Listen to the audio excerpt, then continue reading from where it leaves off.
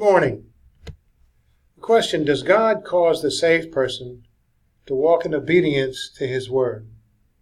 And this is of all ages, including the church, and especially the church.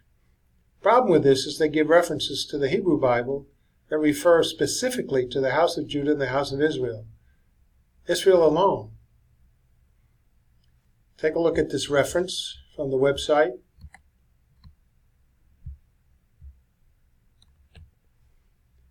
You can follow along with me if you wish, or go later to the site, the specific reference, and read more details and support.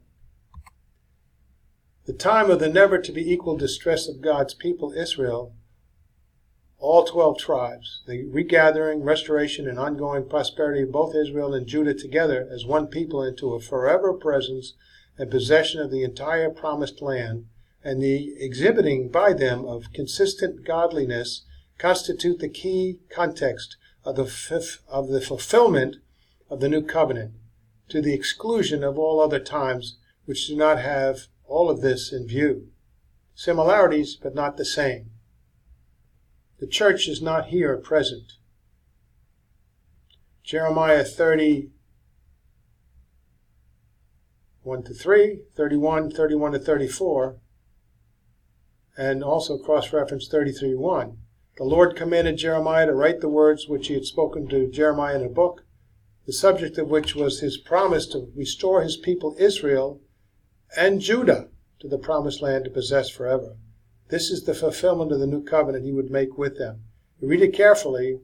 This is the new covenant. Not about the church. It's about Israel. When you say house of Judah and house of Israel,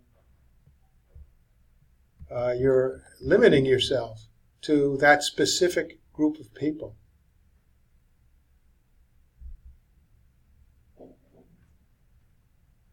Now, let's take a look at 31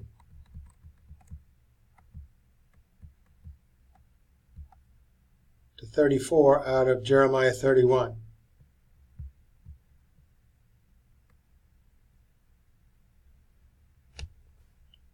Behold, days are coming, declares the Lord, when I will make a new covenant with the house of Israel and with the house of Judah.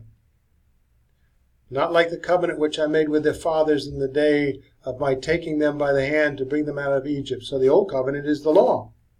My covenant which they broke, although I was husband to them, declares the Lord. Now, here's the new covenant, which has not been instituted yet, because Israel has not accepted the Messiah as Savior, as we look through history to this point today. But this is the covenant which I will make with the house of Israel after those days, declares the Lord. I will put my law within them, in the sense of within their minds, and on their heart I will write it, and I will be their God, and they shall be my people.